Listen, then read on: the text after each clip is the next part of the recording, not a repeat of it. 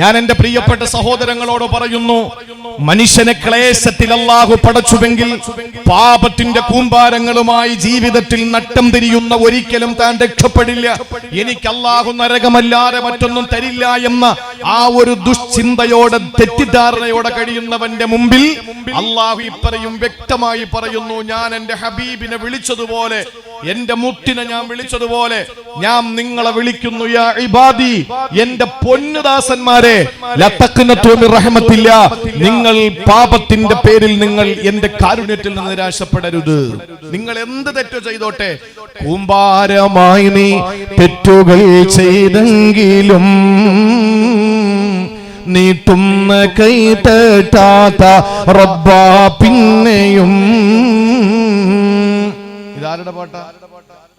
മാർക്കോസിന്റെ അല്ലേ? അല്ലാഹു ഖബർ വിശാലാക്കി കൊടുക്കട്ടെ. എത്ര വലിയ പാപോ ചെയ്, എന്ത് പാപോ ചെയ്. നമ്മൾ കരുതുന്ന എന്താ, മഹാന്മാരൊക്കെ ഒരുപാട് മഹാന്മാരെ പരിചയമുള്ള ഒരു മനുഷ്യനാണ് മുഹമ്മദ് കുഞ്ഞ് ഗനീമി ഉസ്താദ്. ഒരുപാട് മഹാന്മാരെ എനിക്കറിയുന്ന, പിന്നെ എന്നോട് പറയാത്ത കുറെ പേര് വേറെ ഉണ്ടാവുന്ന വിശ്വാസം. കാരണം ഒരാളെല്ലാം തുറന്നു പറയൂലല്ലോ. അപ്പൊ അതുകൊണ്ട് തന്നെ ഒരുപാട് മഹാന്മാർ, അവര് മഹാന്മാരായത് ഉമ്മ പ്രസവിച്ചപ്പോ അങ്ങനെ അങ്ങോട്ട് മഹാനായതല്ല. നാട്ടില് എവിടെ മോഷണം പോയാലും എല്ലാരും പറയുന്നതാ, അവനാ മോട്ടിച്ചത്. ഒരു കള്ളൻ ഉണ്ടായിരുന്നു, പെരുങ്കള്ളൻ. നാട്ടിൽ ആര് മോഷണം നടത്തിയാലും പറയുന്നത് അവനാണ്. അയാള് മോഷ്ടിച്ച സാധനങ്ങളുമായിട്ട് മതില് കയറിയിട്ട് അടുത്ത വീട്ടിലേക്ക് പോകാൻ വേണ്ടി ഇറങ്ങുമ്പോഴാണ് തൊട്ടടുത്ത വീട്ടിലിരുന്ന ഒരാള് ഖുർആൻ ഓതുന്നു. ആ ഖുർആൻ ഓതുമ്പോൾ അലം യഅനിലില്ലദീന ആമനൂ അൻ തഖ്ശഅ അലം യഅനിലില്ലദീന ആമനൂ അൻ തഖ്ശഅ ഖുലൂബുഹും ലിദിക്രില്ലാഹ്. വിശ്വാസികൾക്ക് അല്ലാഹനെ പേടിക്കാൻ സമയമായില്ലേ എന്ന ആയത്ത് കേട്ടപ്പോൾ പെട്ടെന്ന് ആ മനുഷ്യൻ ഇങ്ങനെ വിറയൽ പിടിച്ചു. അയാൾ മോഷ്ടിച്ച സാധനങ്ങൾ, തൊണ്ടി മുതലുകളെല്ലാം വലിച്ചൊരട്ടേറ് അയാൾ അവിടെ നിന്ന് നാട് വിട്ടു. കാരണം നാട്ടിൽ നിന്നാൽ വീണ്ടും പെരുങ്കള്ളൻ തന്നെ.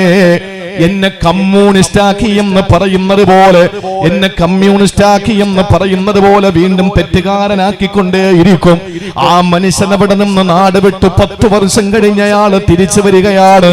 ആ 10 വർഷക്കാലം കഴിഞ്ഞപ്പോൾ അയാളുടെ ദാടിരോമങ്ങൾ നെഞ്ചറ്റം വരെ ദാടിരോമങ്ങളായി, നമസ്കാരത്തഴമ്പായി, കയ്യില് ജപമാലയായി.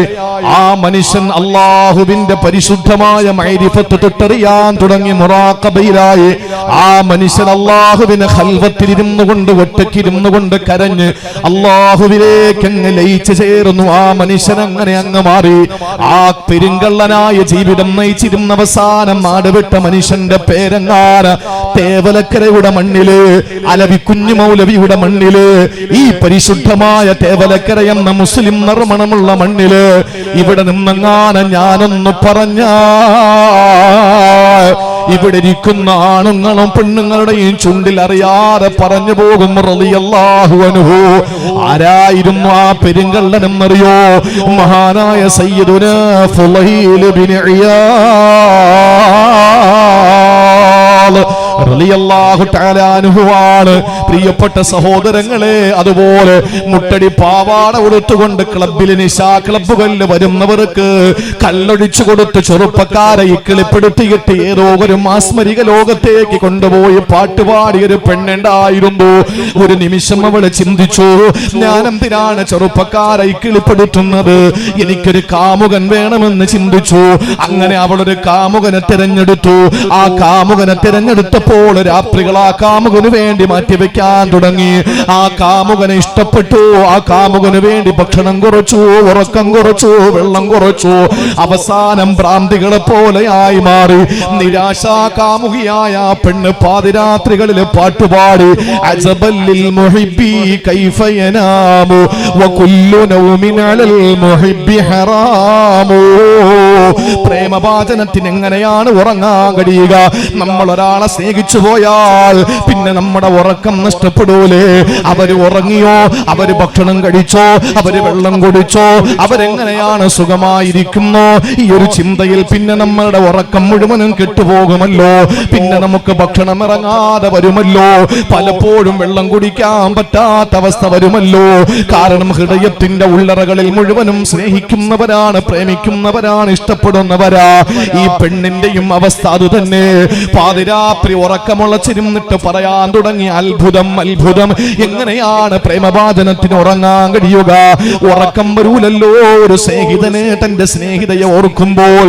അതുകൊണ്ട് ഞാൻ ഉറക്കം മാറ്റിവെച്ചു എന്ന് പറഞ്ഞു. ആ പെണ്ണ് കാമിക്കാൻ തുടങ്ങി, ഇഷ്ടപ്പെടാൻ തുടങ്ങി. ആരെയാണ് പ്രേമിച്ചതെന്നറിയോ?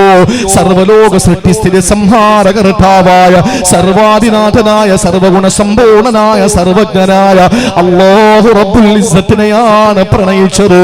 ആ പെൺകുട്ടിയാണ് തുടക്കത്തിൽ ജീവിതത്തിൽ ഒരുപാട് പാപങ്ങളിലേക്ക് പോകുന്ന ചെറുപ്പക്കാർക്ക് കള്ളൊഴിച്ചു കൊടുത്തിട്ട് നിശാ ക്ലബ്ബുകളിൽ പാട്ടുപാടിയിരുന്ന പെണ്ണ്.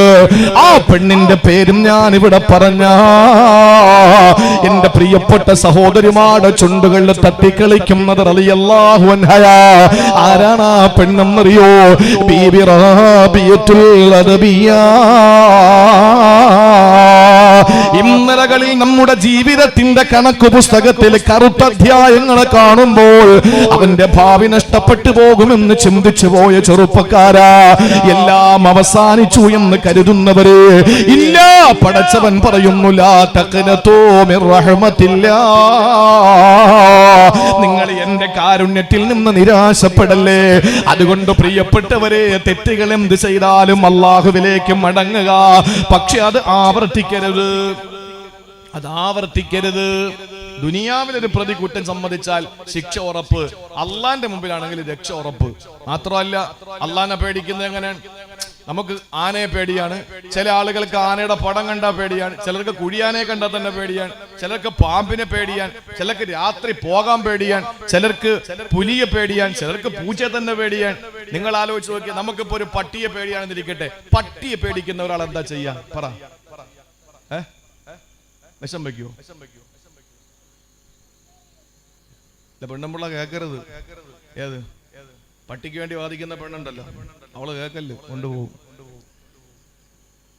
പട്ടിയെ പേടിയാണെങ്കിൽ നമ്മൾ പട്ടിയെ കാണുമ്പോ ഓടൂല്ലേ? അല്ലാഹയെ പേടിയാണെങ്കിലോ? ഏതൊന്നിനെ നമ്മൾ പേടിക്കുമോ അതിൽ നിന്ന് ഓടി ഒളിക്കും. ഇല്ല മൻ, ഒരാളോടുള്ള പേടി ഒഴിച്ച്. അള്ളാഹുവിനെ പേടിയാണെങ്കിൽ നമ്മൾ എന്താ ചെയ്യാ? അങ്ങോട്ട് ഓടി ചെല്ലുകയുള്ളൂ. അല്ലാഹ് അല്ലാത്ത എല്ലാത്തിനെയും പേടിക്കുമ്പോ അവിടെ നിന്ന് അങ്ങോട്ട് ഓടും. അള്ളാനെ പേടിക്കുന്നത് എങ്ങനെയാണ്? അള്ളാഹുലേക്ക് അങ്ങ് ഓടും.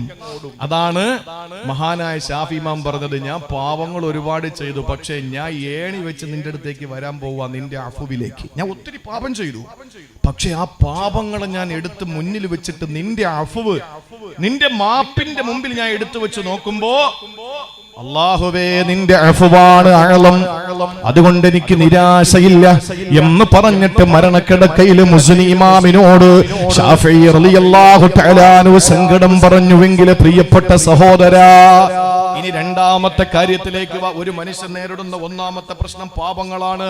ഇനി രണ്ട്, ദുനിയാവിൽ ഉണ്ടാകുന്ന നഷ്ടങ്ങൾ. എന്തെല്ലാം നഷ്ടം നമുക്ക് വരും അല്ലേ? നമുക്ക് എന്തുമാത്രം നഷ്ടങ്ങൾ വരും. ചിലപ്പോ നല്ല ജോലി പോകും, ചിലപ്പോ നമുക്ക് നഷ്ടപ്പെടുന്നത് സന്താനങ്ങളാവും, ചിലപ്പോ നമ്മുടെ സമ്പത്താകും. എല്ലാം നഷ്ടപ്പെട്ടു പോകുന്നു. ഒരു സാഹചര്യം വന്നാൽ അല്ലാഹ് പറയാ, അതാരോടാ? അത് ഏതാ? യാക്കൂബ് നബി അലൈഹിസ്സലാം തന്റെ പ്രിയപ്പെട്ട മക്കളോട് പറഞ്ഞതാണ്. യാക്കൂബ് നബി തന്റെ പ്രിയപ്പെട്ട മക്കളോട് പറയാണ്, എന്തിന് നിങ്ങൾ അള്ളാന്റെ ആശ്വാസത്തിൽ നിന്ന്, കരുണയിൽ നിന്ന് നിങ്ങൾ നിരാശപ്പെടണം? യാക്കൂബ് നബി തന്റെ മക്കളോട് പറഞ്ഞത് ഖുർആൻ പറയാൻ, അത് നമുക്ക് പാഠമാണ്. ഒന്ന് അല്ലാഹ് ദാസന്മാരോട് പറഞ്ഞ ലാ തഖ്നതു, രണ്ടാമത് യാക്കൂബ് നബി സന്താനങ്ങളോട് പറയുന്നു ലാ തൈഅസൂ യാ ബനിയ ഇദ്ഹബൂ ഫതഹസ്സസൂ മിൻ യൂസുഫ വ അഖീഹി വലാ തൈഅസൂ മിൻ റൗഹില്ലാഹ്. അല്ലാഹുവിന്റെ ഖുർആൻ സൂറത്ത് യൂസുഫിൽ കാണാ, അല്ലാഹ് പറയുന്നു എന്തെല്ലാം നഷ്ടകഷ്ടങ്ങൾ നിങ്ങൾക്ക് വന്നാൽ, എന്തെല്ലാം നഷ്ടപ്പെട്ടു പോയാൽ അല്ലാഹു പറയുകയാണ് ലാ തയസൂ മിൻ റൗഹില്ലാഹ്. യാക്കൂബ് നബി തന്റെ പൊന്നുമക്കളോട് പറഞ്ഞ കാര്യമാണ്. യൂസുഫ് നഷ്ടമായി, ബിന്യാമീൻ നഷ്ടമായി, എല്ലാം നഷ്ടപ്പെട്ട് കണ്ണിന്റെ കാഴ്ച പോയി മുതുകെല്ലാം വളഞ്ഞിരിക്കുമ്പോ യാക്കൂബ് നബി അലൈഹിസ്സലാം തന്റെ പ്രിയപ്പെട്ട മക്കളോട് പറയാണ്, പൊന്നുമക്കളെ നിങ്ങൾ ചെന്നിട്ട് യൂസുഫിനെയും ബിന്യാമീനെയും ഒന്ന് അന്വേഷിക്കുമോ? വാപ്പാ ബിന്യാമീൻ ജയിലിലാണ്, ആ ബിന്യാമീനെ മോഷ്ടിച്ചത് കാരണത്താൽ ജയിലിലാണ്. യൂസുഫ് അന്നേ ചെന്നായ പിടിച്ച് മരിച്ചു പോയില്ലേ, അതുകൊണ്ട് വാപ്പാ എവിടെ നോക്കാനാ? അപ്പോഴാണ് വാപ്പ പറയുന്നത്, പൊന്നുമക്കളെ ലാ തയസൂ മിൻ റൗഹില്ലാഹ്. ഇതേത് വാപ്പയാണ് പറഞ്ഞത്? തേവലക്കരക്കാരൊന്ന് ശ്രദ്ധിക്കടേ. യാക്കൂബ് നബി അലൈഹിസ്സലാം ആരെന്നറിയോ? പ്രിയപ്പെട്ടവരെ, യാക്കൂബ് നബി അലൈഹിസ്സലാം പ്രിയപ്പെട്ട ഇസ്ഹാഖ് നബിയുടെ മോനാണല്ലോ. ഇസ്ഹാഖ് നബി ആരാണ്? ഇബ്രാഹിം നബിയുടെ മോനാണ്. ഇബ്രാഹിം നബിയുടെ മകൻ ഇസ്ഹാഖ് നബിയുടെ മകൻ യാക്കൂബ് നബി. യാക്കൂബ് നബിയുടെ പേര് യഥാർത്ഥത്തിൽ ഇസ്രയേൽ എന്നാണ്. ഇസ്രയേൽ എന്ന് പറഞ്ഞാൽ ഹിബ്രു ഭാഷയാണ്. പ്രിയപ്പെട്ടവരെ, അതിനെ അറബിയിലും മീൻ ചെയ്യുമ്പോൾ, അറബിയിലേക്ക് അതിനെ അർത്ഥം വെക്കുമ്പോൾ അബ്ദുള്ള എന്നാണ്. അദ്ദേഹത്തിന്റെ പേര് ഇസ്രയേൽ എന്നാണ്. 12 മക്കളാണ്. അതിൽ ഒരു മോന്റെ പേര് യഹൂദ എന്നാണ്. ആ മകന്റെ പരമ്പരയിലാണ് യഹൂദികൾ ഉണ്ടായത്, ജൂതന്മാരുണ്ടായത്. സഹോദരങ്ങളെ, 12 മക്കളുടെ പരമ്പരയ്ക്കാണ് ബനു ഇസ്രയേൽ എന്ന് പറയുക. എന്ന് പറഞ്ഞാൽ യാക്കൂബ് നബിയുടെ മക്കൾ എന്നാണ് അർത്ഥം. ഈ യാക്കൂബ് നബി അലൈഹിസ്സലാം പറഞ്ഞത്, നിങ്ങൾ നിരാശപ്പെടേണ്ട. എന്തിന് നിങ്ങൾ നിരാശപ്പെടണം? ഇതാരോടാ പറഞ്ഞത്? സഹോദരങ്ങളെ, ഇന്നും ഫലസ്തീന്റെ മണ്ണിൽ പെടഞ്ഞു വീണ് മരിക്കുന്ന പൊന്നുമക്കളോട്, ആ പ്രിയപ്പെട്ട മക്കളോട് നമുക്ക് പറയാനുള്ളത്, ഒരിക്കലും നിങ്ങൾ നിരാശപ്പെടണ്ട. എന്തിനു പറയണം? ഏഷ്യാ ഭൂഖണ്ഡത്തിന്റെ, ഇന്ത്യ മഹാരാജ്യത്തിന്റെ, കേരള സംസ്ഥാനത്തിന്റെ കൊല്ലം ജില്ലയിലെ തേവലക്കരയിലുള്ള നമ്മൾ ആരോടാ പറയേണ്ടത്? അങ്ങ് പശ്ചിമേഷ്യയിലെ ഖുദ്സിന്റെ മക്കളോടാണോ നിരാശപ്പെടേണ്ടെന്ന് പറയേണ്ടത്? പൊന്നു സഹോദരങ്ങളെ, ഈ ഇന്ത്യയിലുള്ള മുഴുവൻ മനുഷ്യന്റെയും ഈമാൻ ഒരു കോണിലെടുത്ത് വെച്ചിട്ട് ഫലസ്തീനിലെ ഒരു പൊന്നുമോന്റെ ഈമാൻ എടുത്തൊരു തട്ടിൽ വെച്ച ഫലസ്തീനിയായ പൊന്നുമോന്റെ ഈമാനല്ലേ വലിപ്പം കൂടുക? നമുക്കെന്ത് ഈമാൻ ഇരിക്കുന്നു ചെറുപ്പക്കാരാ? മോർച്ചറിയിലേക്ക് കടന്നു വന്ന് 11 കുടുംബത്തിലെ 11 പേര് രക്തസാക്ഷികളായി കിടക്കുകയാ. 11 പേര്, മക്കളടക്കം, കുരുന്നുകളടക്കം, വൃദ്ധരടക്കം, സ്ത്രീകളടക്കം, കൂടപ്പറപ്പുകളടക്കം 11 പേര് കുടുംബത്തിൽ നിന്ന് മോർച്ചറിയിൽ കിടക്കുകയാണ്. അവരുടെ പലരുടെയും ശരീരത്തിന്റെ പാർട്സുകളില്ല, പലരുടെയും തലച്ചോറില്ല, പലരുടെയും കണ്ണുകളില്ല. 11 ബോഡിയുടെ മുമ്പിലും മയ്യത്തിന്റെ രക്തസാക്ഷികളുടെ ജനാസയുടെ മുമ്പിൽ വന്നപ്പോ പോസ്റ്റ്മോർട്ടം ചെയ്യുന്ന ഡോക്ടർ കെട്ടിപ്പിടിച്ചിട്ട് ആശ്വസിപ്പിക്കുമ്പോൾ 11 പേര് നഷ്ടപ്പെട്ടു പോയ കുടുംബത്തിലെ അവസാനത്തെ കണ്ണിയായ ഫലസ്തീനി യുവാവ് പറഞ്ഞതെന്തെന്നറിയോ? എന്നെ നിങ്ങൾ എന്തിനാ ആശ്വസിപ്പിക്കുന്നത്? അള്ളാന്റെ മാർഗത്തിൽ ആദ്യമായി രക്തസാക്ഷിയായത് ഇവരല്ലല്ലോ, അവസാനമായി രക്തസാക്ഷികളാകുന്നതും ഇവരല്ലല്ലോ. സഹോദരങ്ങളെ, ഈമാന്റെ മുമ്പിൽ പകച്ചു പോവുകയാ. 6 7 വയസ്സുള്ള പൊന്നുമോനെ ആശുപത്രിയിൽ കൊണ്ടുവന്ന് ജൂത പരിശകളുടെ ഇസ്രയേലിന്റെ വെടിയേറ്റിട്ട് ശരീരത്തിന്റെ ഭാഗങ്ങൾ തെറിച്ചുപോയ പൊന്നുമോന്റെ കാല് സ്റ്റിച്ചിടാൻ സഹോദരങ്ങളെ വിദ്യുച്ഛക്തി വിലക്കിയിരിക്കുന്ന ഗസയിലെ അൽഷിഫ ഹോസ്പിറ്റലിന്റെ മുമ്പിലേക്ക് കൊണ്ടുവന്ന ആ പൊന്നുമോനെ ആശുപത്രിയിലെടുത്ത് കിടത്തിയിട്ട് സ്റ്റിച്ചിടാൻ വെട്ടമില്ലാത്തതിന്റെ പേരിൽ മൊബൈലിലെ വെട്ടമടിച്ചിട്ട് ആ പ്രിയപ്പെട്ട പൊന്നുമോന്റെ കാലിൽ സ്റ്റിച്ചിടുകയാണ്. അനസ്തേഷ്യയില്ല, അനസ്തേഷ്യക്ക് മരുന്ന് അവിടെ ഇരിക്കുന്നു. മുഴുവൻ മരുന്ന് കൊണ്ടുവരുന്ന വാഹനങ്ങളെയും അതിർത്തിയിൽ തടഞ്ഞു വെച്ചിരിക്കുകയാണ്. ഈ ലോകം കണ്ട ഏറ്റവും വലിയ തീവ്രവാദികളായ, വർഗീയവാദികളായ എന്റെ പ്രിയമുള്ള സഹോദരങ്ങളെ, ഒരു മരുന്നോ ഭക്ഷണമോ കൊണ്ടുപോകാൻ അനുവദിക്കാതെ അതിർത്തികളിൽ തടഞ്ഞു നിർത്തിയിരിക്കുന്നു. അതുകൊണ്ട് തന്നെ അനസ്തേഷ്യ ചെയ്യാൻ പറ്റുന്നില്ല. ആ പൊന്നുമോന്റെ കാലിലേക്ക് ഇങ്ങനെ കത്രിക വെച്ചിട്ട് കാലിന്റെ തൊലി ഇങ്ങനെ കട്ട് ചെയ്യുകയാ. ഞാൻ ചോദിക്കട്ടെ, തേവലക്കരയിൽ പേറ്റുനോവറിഞ്ഞ ഉമ്മയോട് ചോദിക്കുകയാ, നിന്റെ മോന് ഒരു ചെറിയ പനി വന്നപ്പോ ഇഞ്ചക്ഷൻ എടുക്കാൻ വേണ്ടി ഹോസ്പിറ്റലിൽ കൊണ്ടുപോയി, കരുനാഗപ്പള്ളി താലൂക്ക് ഹോസ്പിറ്റലിൽ കൊണ്ടുപോയി, നിന്റെ തോളത്ത് കിടത്തിയിട്ട് അവന്റെ ബട്ടക്സിൽ ഇഞ്ചക്ഷൻ എടുക്കാൻ വേണ്ടിയിട്ട് പൊന്നുമോന്റെ ബട്ടക്സിൽ ഇഞ്ചക്ഷൻ എടുക്കാൻ സിറിഞ്ച് വെക്കുമ്പോൾ, സൂചി വെക്കുമ്പോ ആദ്യം കരയുന്ന നീയല്ലേ പ്രിയപ്പെട്ട പെങ്ങളെ? പ്രിയപ്പെട്ട വാപ്പാക്ക് കണ്ടു നിൽക്കാൻ പറ്റില്ല ഒരു ഇഞ്ചക്ഷന്റെ കഥയാ. പൊന്നുമോന്റെ തൊലി ഇങ്ങനെ കട്ട് ചെയ്തിട്ട് ആ പൊന്നുമോന്റെ മാംസങ്ങൾ ചേർത്ത് വെച്ചിട്ട് തുന്നിത്തയ്ക്കുമ്പോൾ അനസ്തേഷയില്ലാത്ത പച്ച ശരീരത്തിലെ കീറുന്ന രംഗം കണ്ടിട്ട് ലോക മനസാക്ഷി മുഴുവനും പൊട്ടിക്കരഞ്ഞപ്പോഴും ബെഡിൽ കിടന്നുകൊണ്ട് 6 വയസ്സുകാരൻ ഓതുകയാണ്, വഖലാ റബ്ബുക അല്ലാ തഅ്ബുദൂ ഇല്ലാ ഇയ്യാ വബിൽ വാലിദൈനി ഇഹ്സാനാ. അല്ലാഹുവിന്റെ പരിശുദ്ധ ഖുർആനിന്റെ ആയത്തോതിയിട്ട് ആ മകൻ ഇങ്ങനെ കിടക്കുകയാണ്, കരച്ചിലില്ല, നിലവിളിയില്ല. പറയാൻ പറ്റുമോ തേവലക്കരയിൽ ഒരു പെണ്ണിന് തന്റെ മകൻ ഇങ്ങനെയാണെന്ന് പറയാൻ പറ്റുമോ? ഇല്ല. സഹോദരങ്ങളെ, ചിന്തിക്കണം നമ്മൾ. വീട് മുഴുവനും നഷ്ടപ്പെട്ട് സ്വത്ത് മുഴുവനും നഷ്ടപ്പെട്ട് നമുക്ക് വീണ്ടെടുക്കാം. പക്ഷേ ചതഞ്ഞരഞ്ഞു കിടക്കുന്ന ആ പാവപ്പെട്ട പൊന്നുമക്കളുടെ ബോഡി എടുക്കാൻ പറ്റാതെ സങ്കടപ്പെടുമ്പോഴും ബ്രിട്ടൻ കൊണ്ടുവന്ന് ആയുധങ്ങൾ കൊടുക്കുകയാ.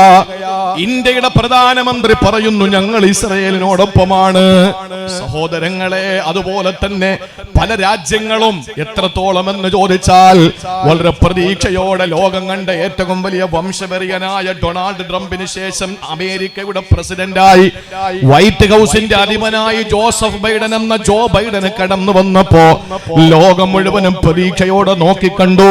ഇനി അവിടെ ഏതാനും ചില ആളുകൾ ഇത്രയും നാള് ഭരണം നടത്തിയിട്ട് അവരിൽ നിന്ന് സ്വജനപക്ഷപാതമല്ലാതെ മറ്റൊന്നും കാണാത്തപ്പോ ഇയാളെങ്കിലും കരുണ കാണിക്കുമെന്ന് ചിന്തിച്ചപ്പോൾ സഹോദരങ്ങളെ, ക്രിസ്ത്യാനിയായ ജോ ബൈഡൻ വന്നിട്ട് ജൂതനായ ആ മനുഷ്യന്റെ മുമ്പിൽ, ജൂതനായ ബെന്യാമിൻ നെതന്യാഹുവിന്റെ മുമ്പിൽ വന്നിട്ട് പറയുകയാണ്, ഞാനും ഒരു സയനിസ്റ്റാണ്.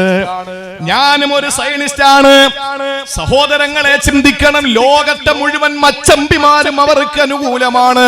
ഫലസ്തീന്റെ പൊന്നുമക്കൾ എവിടെ പോകാനാണ്? ഇസ്രയേലിൽ ഇരിക്കുന്ന ജൂതന്മാരുണ്ടല്ലോ, അവർക്ക് ഇരട്ട പൗരത്വമാണ്. രണ്ട് പാസ്പോർട്ടാണ് അവർക്കുള്ളത്.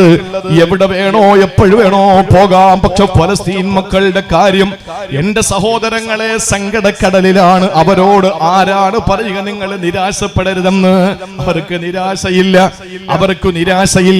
16 വർഷം നീണ്ട കാത്തിരിപ്പിനൊടുവിൽ അല്ലാഹു മക്കളെ കൊടുക്കാത്ത ദമ്പതിമാര് 16 വർഷം കഴിഞ്ഞ് തന്റെ പള്ളയിൽ ഒരു ചെറിയ അനക്കം വന്നപ്പോ തനിക്ക് അല്ലാഹു ഒരു കുഞ്ഞിനെ തന്നെന്ന് മനസ്സിലാക്കിയപ്പോൾ, പ്രിയപ്പെട്ട സഹോദര, അടിവരയിട്ടുകൊണ്ട് ഞാൻ പറയുകയാണ്, 9 മാസം 10 ദിവസം കഴിഞ്ഞ് പ്രസവിച്ച പൊന്നുമോള്, ആ പ്രിയപ്പെട്ട ഭാര്യ നോക്കുമ്പോൾ 1 അല്ല 2 അല്ല 3 അല്ല 4 കൺമണികളെ അല്ല കൊടുത്തത്. 16 വർഷക്കാലം മക്കളില്ലാതിരുന്നു. അവസാനം 4 കൺമണികളെ കൊടുത്തു. എത്ര സന്തോഷത്തോടെ 4 പൊന്നുമക്കളെ എടുത്ത് അമ്മിഞ്ഞു കൊടുത്തു. സ്തനപാനം നടത്തി. വാപ്പയ്ക്ക് സന്തോഷത്തിന് അതിരുകളില്ല. 4 മക്കളാണ് കുടുംബത്തിൽ കടന്നു വന്നത്. പക്ഷേ അതെത്ര നാള് നീണ്ടു നിന്നു സഹോദരാ. ബെന്യാമിൻ നെതന്യാഹുവിന്റെ ഇസ്രയേലിന്റെ ഇരുളിന്റെ സന്തതികൾ ആ 4 മക്കളെയും ബോംബിട്ട് കൊന്നില്ലേ? എത്ര പറയാനറയ്ക്കുന്ന 7-ാം തീയതിക്ക് ശേഷം നടന്ന ഒരൊറ്റ കലാപങ്ങളും 2000-ഓളം വരുന്ന കുഞ്ഞുമക്കൾ പിടഞ്ഞു വീണത്, 15,000-ഓളം വരുന്ന ഫലസ്തീനികൾ മരിച്ചപ്പോ അതിൽ 2000 കുഞ്ഞുങ്ങളാണ്. എന്ത് ചെയ്തിട്ടാ യാക്കോബ് നബി അലൈഹിസ്സലാം തന്റെ മക്കളോട് പറഞ്ഞത്? മക്കളെ, ലാ തൈഅസൂ മിൻ റൗഹില്ലാ. ദുനിയാവിൽ എന്ത് നഷ്ടകഷ്ടങ്ങൾ വന്നാലും നിങ്ങൾ അല്ലാഹുവിന്റെ കാരുണ്യത്തിൽ നിന്ന് നിരാശപ്പെടരുതേ. അത് തന്നെയാണ് നമുക്കും പറയാനുള്ളത്. മക്കൾ മരണപ്പെട്ടു പോകാം, സമ്പത്ത് മുഴുവനും കൊള്ളയടിക്കപ്പെടാം, വീട് നശിച്ചു പോകാം. സഹോദര, ആ സമയത്ത് നമ്മുടെ മനസ്സിൽ വരേണ്ടത് അല്ലാഹ് സൃഷ്ടിച്ചത് തന്നെ ക്ലേശത്തിലാണ്. പക്ഷെ നീ നിരാശപ്പെടരുത്. കാരണം അല്ലാഹ് പറഞ്ഞു, ലാ തൈഅസൂ മിൻ റൗഹില്ലാ. അള്ളാന്റെ കരുണയിൽ നിന്ന് നിരാശപ്പെടരുത്. കാരണം എന്തെന്നറിയോ? അള്ളാഹു തിരിച്ചു തരും. അള്ളാഹു യാക്കൂബ് നബി അലൈഹിസ്സലാമിന് അള്ളാഹു യൂസുഫ് എന്ന മോനെ തിരിച്ചു കൊടുത്തു, ബിന്യാമീൻ എന്ന മോനെ തിരിച്ചു കൊടുത്തു. അല്ലേ? എങ്ങനാ തിരിച്ചു കൊടുത്തത്? പൊട്ടക്കിണറ്റിൽ വിവസ്ത്രനായി വീണുപോയ ഒരു ചെറിയ ബാലനായിട്ടാണോ? അല്ല.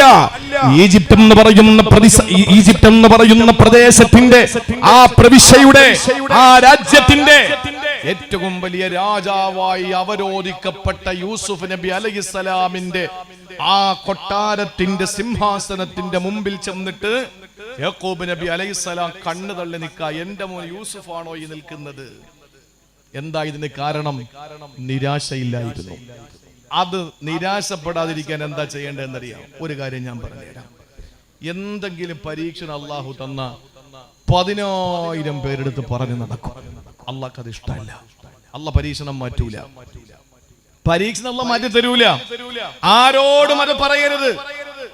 ഒരു ഖുദ്സിയായ ഹദീസിൽ കാണാം, അള്ളാഹ് പറയുന്നു, എടാ അവന് എനിക്ക് എന്തുമാത്രം ധിക്കാരം പ്രവർത്തിക്കുന്നു, ഞാൻ പറഞ്ഞതിന് വിരുദ്ധമായി അവൻ ചെയ്തുകൊണ്ടിരിക്കുന്നു, പക്ഷെ ഞാൻ എന്റെ മുഖറബീങ്ങളായ മലായിക്കത്തുകളോട് പോലും പറഞ്ഞിട്ടില്ല. അള്ളാഹ് പറയാൻ, കള്ള് കുടിക്കല്ലേ എന്ന് പറഞ്ഞ് അവൻ കള്ളേ കുടിക്കൂ, പലിശ വാങ്ങലെന്ന് പറഞ്ഞ് പലിശയെ വാങ്ങൂ, എന്ത് ഞാൻ ചെയ്യരുതെന്ന് പറഞ്ഞു അതൊക്കെ അവൻ ചെയ്യും, എന്ത് ചെയ്യാൻ പറഞ്ഞു അതൊക്കെ അവന് വെപ്രാളമാണ് ചെയ്യാൻ. സക്കാത്ത് കൊടുക്കാൻ, ഹജ്ജിന് പോകാൻ, നോമ്പ് പിടിക്കാൻ, നിസ്കരിക്കാൻ, വഅള് കേൾക്കാൻ, ഇതൊക്കെ അവന് സങ്കടമാണ്. എന്നാ പിന്നെ ദഫ് വെച്ച് നോക്ക്, എന്നാ പിന്നെ ഗാനമേള വെച്ച് നോക്ക്, ക്യൂപിട്ടൊന്നൊക്കെയാ കുത്തിയാടി പൊത്തിയാടി വരുന്നത്. അള്ളാഹു അനുവദിച്ച, അള്ളാഹുവിന് ഇഷ്ടമുള്ള കാര്യങ്ങൾ എന്നൊക്കെ അകന്നു പോവുക. എന്നിട്ട് അള്ളാഹു ആരോടെങ്കിലും പറഞ്ഞോ? അള്ളാഹ് പറയുന്നു, എന്റെ മുഖറബീങ്ങളായ മലക്കുകളോട് പോലും ഞാൻ പറഞ്ഞിട്ടില്ല, പക്ഷെ ഞാൻ അവനൊരു പനിയോ തലവേദനയോ കൊടുത്താൽ ലോകം മൊത്തം അറിയും. അവൻ എല്ലായിടത്തും പറഞ്ഞു നടക്കാൻ. ഇത് അള്ളാഹുവിന്റെ ഒരു പരാതിയാണ്. അങ്ങനെ പരിഭവവും പരാതിയും ജനങ്ങളോട് പറഞ്ഞു നടക്കുന്നവന് അള്ളാഹ് പരീക്ഷണം മാറ്റി കൊടുക്കൂല. തെളിവെന്താന്നറിയോ? യാക്കൂബ് നബിയുടെ കണ്ണിന്റെ കാഴ്ച പോയല്ലോ. ഏതെങ്കിലും ഭാര്യ ഒളിച്ചോടി പോയതോ മരിച്ചു പോയതിന്റെ പേരിൽ ഭർത്താവിന്റെ കാഴ്ച കരഞ്ഞെറിഞ്ഞു പോയിട്ടുണ്ടോ? ചരിത്രത്തിൽ ഉണ്ടോ? വാപ്പ മരിച്ചതിന്റെ പേരിൽ ഏതെങ്കിലും മോന്റെ കണ്ണിന്റെ കാഴ്ച നഷ്ടപ്പെട്ടിട്ടുണ്ടോ കരഞ്ഞിട്ട്? ഇല്ല. ചരിത്രത്തിൽ തന്റെ പ്രിയപ്പെട്ട മകൻ നഷ്ടപ്പെട്ടു പോയ വേദനയിൽ മരിച്ചു എന്ന് ഉറപ്പായിരുന്നെങ്കിൽ യാക്കൂബ് നബി ഇത്രയും കരയില്ല. മരിച്ചു എന്ന് ഈ മക്കൾ പറഞ്ഞ അന്നേ ഈ മക്കൾക്കൊരു സ്വഭാവം ഉണ്ട്. എന്താണെന്നറിയോ? അന്ന് ഈ 10 തലതിരിഞ്ഞ മക്കളായിരുന്നു. 2 നല്ലതുള്ളൂ, യൂസുഫ് നബിയും ബിന്യാമീൻ നബിയും. ഈ 10 കള്ള രക്തം പുരട്ടി ചെന്നായ പിടിച്ചു എന്ന് ആടിനെ അറുത്തിട്ട് യൂസുഫ് നബിയുടെ കുപ്പായത്തിൽ രക്തം പുരട്ടിയിട്ട് ഇത് യൂസുഫിനെ ചെന്നായ പിടിച്ചതാണെന്ന് പറഞ്ഞ് കള്ളം പറഞ്ഞിട്ടാണ് വാപ്പാടെ മുമ്പിൽ കരഞ്ഞുകൊണ്ട് വന്നത്. അന്ന് തുടങ്ങിയതാണ് ഈ പരിപാടി. പ്രിയപ്പെട്ട സഹോദരങ്ങളെ, മഹാനായ യാക്കൂബ് നബി അലൈഹിസ്സലാമിന്റെ കാഴ്ച നഷ്ടപ്പെട്ടത് തന്റെ പൊന്നുമോന് യൂസുഫ് എന്ന് പറയുന്ന മകനെ നഷ്ടപ്പെട്ടതിന്റെ പേരിലാണ്. മരിച്ചു എന്ന് യാക്കൂബ് നബിക്ക് ഉറപ്പുണ്ടായിരുന്നെങ്കിൽ ഇത്രയും കരയൂല. മറിച്ച് നമ്മളങ്ങനാണല്ലോ, മകനോ മകളോ അല്ലെങ്കിൽ ബന്ധുക്കൾ ആരെങ്കിലും കടലിൽ പോയി അല്ലെങ്കിൽ കാണാതെ നഷ്ടപ്പെട്ടു, അങ്ങനെയായ നമുക്ക് സങ്കടമാണ്. 24 മണിക്കൂർ വേദനയാണ്. അവസാനം കടപ്പുറത്തൊരു ശരീരം പൊങ്ങി, അത് മകന്റെതാണെന്ന് അറിഞ്ഞു കഴിഞ്ഞാൽ പിന്നെ 3 ദിവസമുള്ള കരച്ചില്. ഇല്ലെങ്കിലോ 300 ദിവസവും കരഞ്ഞിരിക്കുന്നത് എവിടെയാണ്. യാക്കൂബ് നബി അലൈഹിസ്സലാമിന്റെ സങ്കടം എന്താണ്? മകൻ മരിച്ചിട്ടില്ല എന്നും ചെന്നായ പിടിച്ചിട്ടില്ല എന്നും വ്യക്തമായി അറിയുന്ന യാക്കൂബ് നബി അലൈഹിസ്സലാമിന് യൂസുഫ് നബി എവിടെയാണെന്ന് അങ്കലാപ്പാണ്. ആ വേദനയിൽ കരഞ്ഞ് കാഴ്ച നഷ്ടപ്പെട്ടപ്പോ ഒരിക്കൽ യാക്കൂബ് നബിയുടെ ഒരു സഹോദരൻ വന്നിട്ട് ചോദിച്ചു, യൂസുഫേ, എന്താ കാഴ്ചയൊക്കെ പോയല്ലേ? അതേ സഹോദര, കാഴ്ചയൊക്കെ നഷ്ടപ്പെട്ടു. എന്താ കാരണം? എന്റെ യൂസുഫ് നഷ്ടപ്പെട്ടതിൽ ഞാൻ കരഞ്ഞതാണ്, എനിക്ക് സഹിക്കാൻ പറ്റുന്നില്ല എന്ന് പറഞ്ഞിട്ട് വിഷമങ്ങളൊക്കെ സഹോദരന്റെ മുമ്പിൽ അങ്ങോട്ട് ഷെയർ ചെയ്യാൻ ചോദിച്ചു. നിന്റെ മുതുക് വളഞ്ഞു പോയതെന്താണ്? മുതുക് വില്ല് പോലെ വളഞ്ഞു. യാക്കൂബ് നബി പറഞ്ഞു, ബിന്യാമീനും കൂടെ നഷ്ടപ്പെട്ടപ്പോൾ എനിക്ക് താങ്ങാൻ പറ്റിയില്ല. അവസാനം ഞാൻ ഒരേ ഇരിപ്പ് വീട്ടിൽ ഇരുന്നിരുന്ന് എന്റെ മുതുക് വളഞ്ഞുപോയി. ആ സമയത്ത് നസലൽ അമീനു മലക്ക് ജിബ്രീൽ, ജിബ്രീൽ അലൈഹിസ്സലാം ഇറങ്ങി വരിക യാക്കൂബ് നബിയുടെ അടുത്ത്. എന്നിട്ട് യാക്കൂബ് നബിയുടെ മുന്നിൽ വന്നപ്പോ യാക്കൂബ് നബി കണ്ടു ജിബ്രീലിനെ. ജിബ്രീൽ വന്നിട്ട് യാക്കൂബ് നബിയോട് പറഞ്ഞു, ഇന്നല്ലാഹ യുഖരിഉക സലാം, അല്ലാഹു നിങ്ങൾക്ക് സലാം പറഞ്ഞിരിക്കുന്നു നബിയേ. സന്തോഷമായ യാക്കൂബ് നബിക്ക്. യാക്കൂബ് നബി ചോദിച്ചു, എന്താ ജിബ്രീലെ വിശേഷിച്ച് വല്ലതും പറയാനുണ്ടോ? ആ സമയത്ത് അല്ലാഹുവിന്റെ മലക്ക് ജിബ്രീൽ യാക്കൂബ് നബിയോട് പറയുന്നു, അലാ തസ്തഹീ,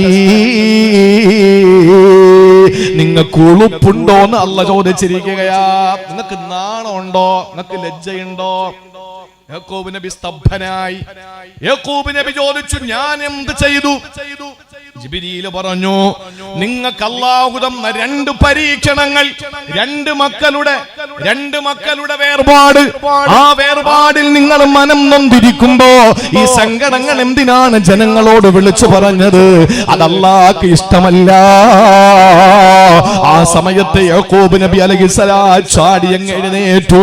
അവിടെ നിന്ന് ഉറക്കെ വിളിച്ചു പറഞ്ഞ വാക്കെന്തെന്നറിയോ? ഖുർആൻ സൂറത്ത് യൂസുഫിൽ കാണാ, ഇന്നമാ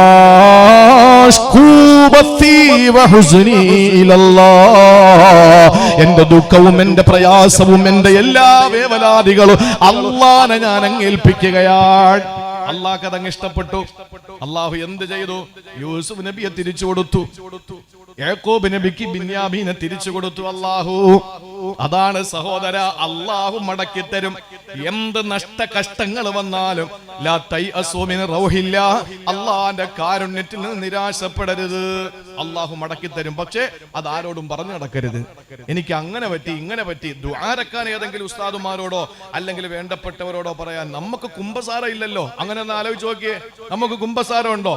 പള്ളിയിലെ ഇമാമിനെ ചെന്നിട്ട് ഇമാമിന്റെ റൂമിന്റെ അപ്പുറത്ത് നിന്നിട്ട് ജനലിലൂടെ അപ്പുറത്തൂടെ ഉസ്താദെ ഞാൻ ഇന്ന കാര്യങ്ങൾ ചെയ്തു, ഉസ്താദെന്ന് പറയും, ആ പൊക്കോട്ടെ കുഴപ്പമില്ല, പൊക്കോ എന്ന് പറയുന്ന കുമ്പസാര ഇസ്ലാമിലില്ല. ഇത് ആരോടാ പറയേണ്ടത്? അല്ലാഹുവിനോട്. പിന്നെ എന്ത് നമുക്ക് പറയാം? വലൗ അന്നഹും ഇല്ലലമു അൻഫുസഹും ജാഊക ഫസ്തഗ്ഫിറുല്ലാഹ വസ്തഗ്ഫറ ലഹുമുർ റസൂല വജദുല്ലാഹ തവ്വാബർ റഹീമ. ഇത് നമുക്ക് തെളിവാണ്. ആരെ കണ്ടാലും പറയാം, ഞാൻ ഒരുപാട് പാവങ്ങൾ ചെയ്തു പോയവനാ, പൊറുക്കാൻ വേണ്ടി ദുആരക്കണം. ഫസ്തഗ്ഫറ ലഹുമുർ റസൂൽ, റസൂൽ അവർക്ക് വേണ്ടി പൊറുക്കലിനെ തേടും. വസ്തഗ്ഫിറുല്ലാഹ്, അവരും അല്ലാഹുവോട് പൊറുക്കലിനെ തേടുമ്പോൾ ലവജദുല്ലാഹ തവ്വാബർ റഹീമ. നമുക്ക് എല്ലായിടത്തും പറയാം, എന്റെ പാപങ്ങൾ പൊറുക്കാൻ ദുആരക്കണേ. അല്ലാതെ ഞാൻ അത് ചെയ്തു ഇത് ചെയ്തു. അല്ലാഹുവിന്റെ റസൂൽ പറഞ്ഞല്ലോ, ഞാൻ പുറത്തു കൊടുക്കാത്തൊരു വിഭാഗം മുജാഹിരീങ്ങളാണ്. മുജാഹിദല്ല, മുജാഹിരീങ്ങൾ. എന്താ ഈ മുജാഹറ? വഇന്ന മിനൽ മുജാഹറ. മുജാഹറ എന്ന് പറഞ്ഞാൽ രാത്രി അവർ തെറ്റ് ചെയ്യും, രാവിലെ ജനങ്ങളോട് പറഞ്ഞു നടക്കും. ഞാൻ ഇന്നലെ രാത്രി അത് ചെയ്തു, ഞാൻ ഇന്നലെ അങ്ങനെ ചെയ്തു ഇങ്ങനെ ചെയ്തു, അവിടെ പോയി 2 അടിച്ചു, ഇവിടെ പോയി 2 അടിച്ചു, അവിടെ അവളെ കൊണ്ടുപോയി, ഇവിടെ ഇവനെ കൊണ്ടുപോയി. ഇതൊക്കെ ജനങ്ങളോട് പറയുന്നത് അല്ലാഹുക്ക് വെറുപ്പാണ്. അതുകൊണ്ട് സഹോദരങ്ങളെ, തിന്മയായാലും ആരോടും പറയണ്ട, സങ്കടമായാലും ആരോടും പറയണ്ട. ഇത് രണ്ടാമത്തേത്. ഒരു മനുഷ്യൻ നേരിടുന്ന രണ്ടാമത്തെ പ്രശ്നം, 1 അവന്റെ പാപങ്ങൾ, 2 അവന്റെ ദുനിയാവിന്റെ നഷ്ടകഷ്ടങ്ങൾ. മനസ്സിലായല്ലോ? മനസ്സിലാവുന്നുണ്ടോ? ഇനി മൂന്നാമത്തേത് അല്ലാഹുവിന്റെ വിശുദ്ധ ഖുർആൻ പറയുകയാണ്, മൂന്നാമത്തേത് മനുഷ്യന്റെ ചതിയാണ്. 1 അവൻ ചെയ്ത പാപങ്ങൾ, ഒരു മനുഷ്യൻ അനുഭവിക്കുന്ന പ്രശ്നങ്ങളാണ്. 2 അവന്റെ നഷ്ടകഷ്ടങ്ങൾ. ഇനി മൂന്നാമത്തേത്, ആരോ അവനെ ചതിച്ചു, ആരോ അവനെ വഞ്ചിച്ചു, ആരോ അവനെ പറ്റിച്ചു, ആരോ അവനെ തേച്ചു. ഇതിനെ പറ്റിയിട്ടാണ് മൂന്നാമത് ഖുർആൻ പറഞ്ഞത്. മഹാനായ യൂസുഫ് നബി അലൈഹിസ്സലാമിന്റെ അടുക്കലേക്ക് ബിന്യാമീൻ കടന്നു വരികയാണ്. ഒരു മോഷണ കൂട്ടത്തിനാണ് ബിന്യാമീനെ കൂടെ നിർത്താൻ യൂസുഫ് നബി അലൈഹിസ്സലാം എടുത്ത ഹിക്മത്ത് ചരിത്രമറിയുമല്ല, ഞാൻ പറയുന്നില്ല. യാക്കൂബ് നബിയുടെ പൊന്നുമോൻ യൂസുഫ് നബിയുടെ ചാരത്തേക്ക് ബിന്യാമീൻ വന്നപ്പോൾ ബിന്യാമീൻ എന്ന സഹോദരനോട് യൂസുഫ് എന്ന സഹോദരൻ പറയുകയാണ്, വലമ്മാ ദഖലു അലാ യൂസുഫ ആവാ ഇലൈഹി അഖാ. തന്റെ സഹോദരനെ തന്നിലേക്ക് ചേർത്ത് നിർത്തുകയാണ് യൂസുഫ് നബി അലൈഹിസ്സലാം ചെയ്തത്. എന്നിട്ട് പറഞ്ഞു, ഖാല ഇന്നി അഖൂ. ബിന്യാമീനെ, ഞാൻ ആരെന്നറിയോ?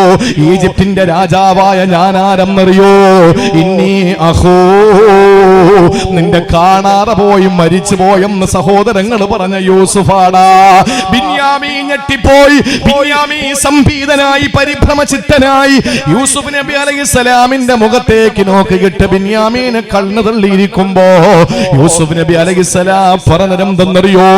എവരെല്ലാം എന്നെ ചതിച്ചതാ മോനെ, എവരൊക്കെ എന്നെ ചതിച്ചതാണ്. പക്ഷേ ഫലാ തബ്തഇസ് ബിമാ കാനൂ യഅമലൂ, അവര് ചെയ്തതിനെ പറ്റിയിട്ടൊന്നും ഒരു നിരാശയും ദുഃഖവും നിനക്ക് വേണ്ട. നിന്റെ സഹോദരങ്ങൾ, എന്റെ സഹോദരങ്ങൾ നമ്മളോട് കാണിച്ചത് ഒന്നിനെ പറ്റിയും ദുഃഖിക്കരുത്. കാരണം യൂസുഫ് നബിയെ കൊന്നു, യൂസുഫ് നബി ചെന്നായ പിടിച്ചു എന്ന് രാജാവിന്റെ മുമ്പിൽ പറഞ്ഞു. ഇവര് കൊന്നു, ചെന്നായ പിടിച്ചു എന്ന് പറഞ്ഞ ആളാണ് ഇരിക്കുന്നതെന്ന് അവർക്കറിയില്ല. പിന്നെ ബിന്യാമീനെ മോഷ്ടിച്ചു എന്ന് സ്വർണത്തിന്റെ കിണ്ടി, സ്വർണത്തിന്റെ പാത്രം, സ്വർണത്തിന്റെ അളവുകോല് ബിന്യാമീന്റെ ആ സഞ്ചിക്കകത്ത്, റേഷൻ വാങ്ങിയ സഞ്ചിക്കകത്തിട്ടത് യൂസുഫ് നബി തന്നെയാണ്. എന്നിട്ട് നഷ്ടപ്പെട്ടു. ആരാ മോഷ്ടിച്ചത്? സഹോദരങ്ങൾ പറഞ്ഞു ഞങ്ങൾ കള്ളന്മാരല്ല. അവസാനം കണ്ടെത്തി ബിന്യാമീന്റെ സഞ്ചിയില്. ആ സമയത്താണ് യൂസുഫ് നബി അലൈഹിസ്സലാം ചോദിച്ചു എന്താ ചെയ്യേണ്ടത്? ബിന്യാമീനെ ഞങ്ങളോടൊപ്പം വിടണമെന്നവര് പറഞ്ഞു നോക്കി, ഇല്ല. അവസാനം ബിന്യാമീനെ തടവിൽ പിടിക്കുകയാണ്. അത് യൂസുഫ് നബിക്ക് തന്റെ കൂടെ സഹോദരനെ നിർത്താനുള്ള ഹിക്മത്തായിരുന്നു, മോഷ്ടിച്ചതല്ല.